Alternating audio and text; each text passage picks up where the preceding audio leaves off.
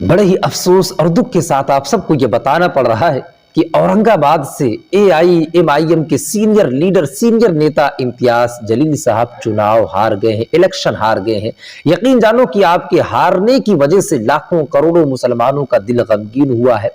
लाखों करोड़ों मुसलमान तकलीफ में हैं, सदमे में हैं। एक बार फिर औरंगाबाद की जनता ने, आवाम ने इम्तियाज जलील साहब की आंखों को नम कर दिया, एक बार फिर आपकी आंखों में पानी ला दिया है। इम्तियाज जलील साहब जब चुनाव हार गए, उसके बाद में आपने जो कहा उसे सुनने के बाद आपके कलीजे को ठंड पहुंच जाएगी। इम्तियाज जलील साहब ने कहा कि अल्लाह का हमें हर फैसला मंजूर है। यकीन मानो, अल्लाह के ज़ात पर ऐसे यकीन रखना चाहिए, ऐसे ईमान रखना चाहिए।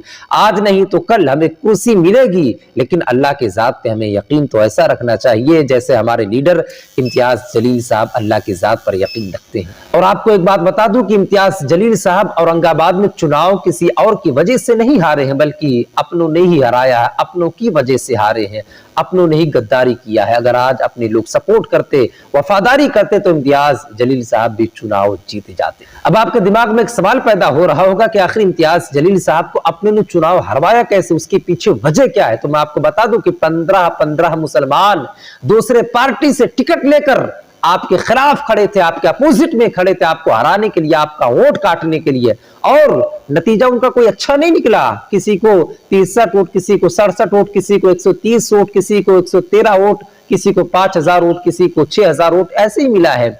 आखिर ये सब क्यों खड़े थे? सिर्फ और सिर्फ इम्तियाज जलील साहब का वोट काटने के लिए। अगर ये लोग इम्तियाज जलील साहब का वोट ना काटते तो इम्तियाज जलील साहब बिल्कुल जीत रहे थे। लेकिन क्या कर सकते हैं, जब अपने ही लोग गद्दारी करेंगे तो फिर दुश्मनों से इंसान कब तक मुकाबला करेगा। हमें तो अपनों ने लूटा, गैरों में कहां दम था, हमारी कश्ती वही डूबी जहां पे पानी कम था। और सुल्तान सलाहुद्दीन अय्यूबी ने बहुत पहले ये कहा था कि मैं 1000 दुश्मनों से तने तनहा लड़ सकता हूं, मुकाबला कर सकता हूं, लेकिन अपने सफ में खड़े गद्दारों से नहीं लड़ सकता। क्योंकि जो अपने आस्तीन में सांप पल रहे होते ना, इंसान उससे बेखौफ होता है, यानी उससे कोई डर नहीं होता है, लेकिन यही लोग गद्दारी कर जाते हैं। जानते हैं इम्तियाज जलील साहब कौन है? इम्तियाज जलील साहब उस लीडर, उस नेता का नाम है जो अमीरों की पार्टी को भी अटेंड करते हैं और गरीबों की झोपड़ी में भी जाते हैं। इम्तियाज जलील साहब उस मसीहा का नाम है जो गरीबों के दर्द को, यतीमों के दर्द को, बेवाओं के दर्द को महसूस करते हैं। इम्तियाज जलील साहब उस नेता का नाम है जो रोते हुओं को मुस्कुराकर हंसा देते हैं। इम्तियाज जलील उस नेता, उस लीडर का नाम है जो दुश्मनों की आंखों में आकर डालकर बेबागे दोहल यही कहते हैं कि हम सब कुछ में तो समझौता कर सकते हैं, लेकिन नामूस रसालत पे समझौता नहीं कर सकते हैं। वो अपना अकीदा यही बताते हैं कि उन्हें जाना उन्हें माना, न रखा गैर से काम, लिल्लाहिल हम्द, मैं दुनिया से मुसलमान गया। आखिर में आप ये भी जान ले कि आखिर इम्तियाज जलील साहब औरंगाबाद के चुनाव में कितने वोट से हारे हैं। तो जान ले कि कोई ज्यादा वोट से आप नहीं हारे, बल्कि 2000 महज वोट से हारे हैं।